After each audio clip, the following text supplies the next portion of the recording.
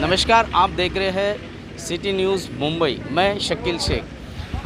विरोधी पक्ष नेता देवेंद्र फडणवीस ने जिस तरीके से सोनिया गांधी को पत्र लिख कर के कोविड के लिए जिम्मेदार ठहराया है, इस संदर्भ में कांग्रेस के प्रदेश अध्यक्ष कार्यकारी अध्यक्ष मुजफ्फर हुसैन ने जिस तरीके से जवाब दिया है, उन्हें अपने पत्र के ऊपर खुद शर्मसार होना पड़ेगा।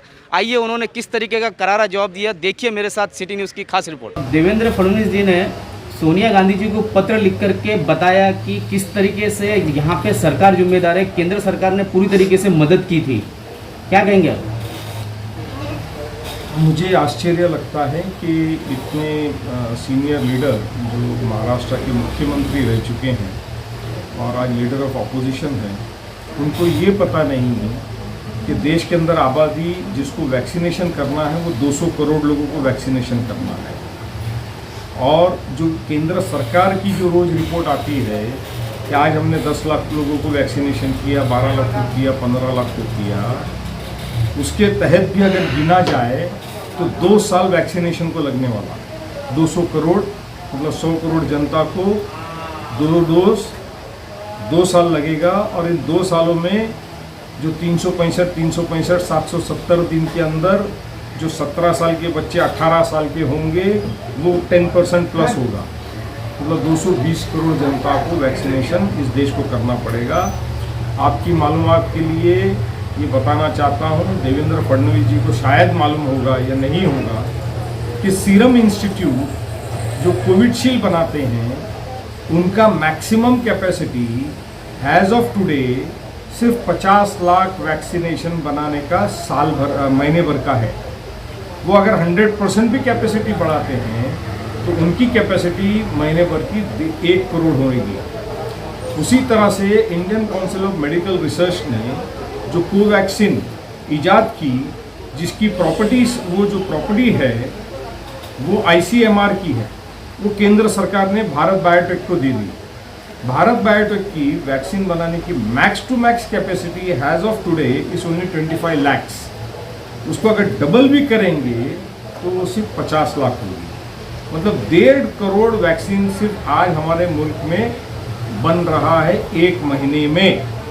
और पिछले अगस्त से लेके दिसंबर जनवरी तक के जो वैक्सीनेशन दोनों कंपनियों ने बनाया, देवेंद्र फडणवीस जी के आदरणीय नेता और इस देश के पंतप्रधान नरेंद्र मोदी जी ने वो दुनिया को बांट डाली।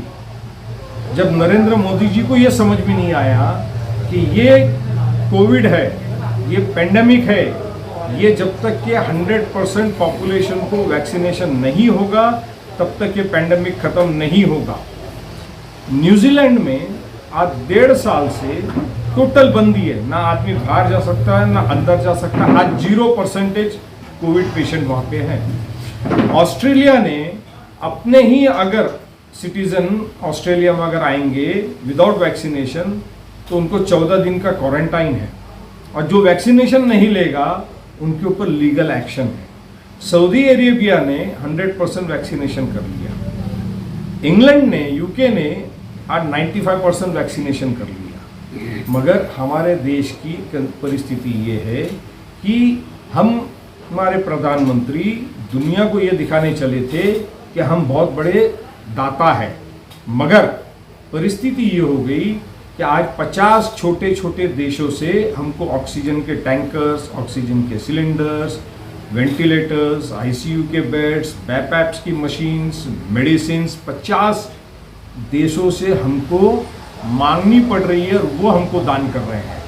देवेंद्र फडणवीस जी ने आदरणीय सोनिया गांधी जी को जो लेटर लिखा है, मुझे उनको ऐसा बताना चाहता हूँ कि मेहरबानी करके ये जो हकीकत है इस पर बात कीजिए। आपने तो रेमडेसिविर इंजेक्शन खुद खरीद करके बीजेपी बांटेगी, ये हरकतें आपने की है जो जनता के सामने आ चुकी है। आपको कोई हक नहीं बनता कि ऐसी ओछी राजनीति करें। नहीं, एक और जहाँ पे लाशें बहकर आ रही है, बनारस में सांसद को ढूंढा जा रहा है, शमशानों पे पत्रे लगाए जा रहे हैं, वैक्सीन की मारामारी है, तो भारत सरकार कैसे निपटेगी इन सारी चीज़ों से? मैं ऑन रिकॉर्ड ये बोलना चाहता हूँ, जो मैंने कल आज सवेरे भी जो BBC, CNN, Al Jazeera, DN, DW जो इंटरनेशनल न्यूज़ चैनल्स है, मैं उनके फिगर्स बता रहा हूँ आपको कि अभी तक की यूपी से 4000 लाशें बह के आई हैं। 4000 एक। दूसरा, अगर सिर्फ मैं आपको छोटी सी मिसाल दूँ मीरा भाईंदर की, तो जो नॉर्मल कोर्स में पूरे मीरा भाईंदर के स्मशानों में और कब्रिस्तानों में 30-40 मौतें होती थी नॉर्मल कोर्स पे, आज वहाँ पे 150 मौतें हो रही है। तो पूरे देश में इस बात को राज्य सरकारों की तरफ से छुपाया जा रहा है, जिसके अंदर उत्तर प्रदेश, बिहार ये सब में आगे है। जिस तरीके से कोविड के संदर्भ में नेशनल इंटरनेशनल मीडिया में थूथू हुई है, क्रिटिसाइज़ किया जा रहा है, इस संदर्भ में प्रदेश कार्यकारी अध्यक्ष मुजफ्फर हुसैन जी का क्या राय है, कांग्रेस क्या सोचती है, इसके बारे में उनकी राय जानते हैं। कांग्रेस पहले दिन से, पिछले साल से जनवरी में जब पार्लियामेंट का सेशन चल रहा था, तब से राहुल गांधी कह रहे हैं कि चाइना में जो कोविड आया है वो एक बहुत बड़ी महामारी है, वो एक सुनामी है, ये उनका स्पेसिफिक शब्द था। मगर लोगों ने उनको सीरियसली नहीं लिया, सरकार ने सीरियस नहीं लिया। उसके बाद कांग्रेस ये कंटिन्यूस कहते आई है कि वैक्सीनेशन बनाइए, वैक्सीनेशन के लिए दूसरों को परमिशन दीजिए। तो उसके ऊपर राहुल गांधी जी के ऊपर ये आरोप लगाया गया कि ये बाहर की विदेशी कंपनियों के दलाल बन गए हैं। ये देश के पंतप्रधान आदरणीय मोदी जी, उन्होंने इस देश के टैक्स पेयर की जनता के पैसे का वैक्सीन जाके दुनिया का लीडर बनने के चक्कर में बांटा, और आज हिंदुस्तान में वैक्सीनेशन अवेलेबल नहीं है। जो 2 कंपनियां वैक्सीनेशन बना रही हैं वो सिर्फ महीने की मैक्सिमम 75 लाख बना रही है, बहुत हो गया तो 1.5 करोड़ बना पाएगी। 200 करोड़ जनता को वैक्सीनेशन देना है। आज देश को छोटे छोटे देशों से भीख मांगने की पारी लेकर आ गए। दुनिया का नेता बनने चले थे, दुनिया की भिखारी बना करके छोड़ दिया। आप देख रहे हैं मेरे साथ सिटी न्यूज़ मुंबई की खास रिपोर्ट।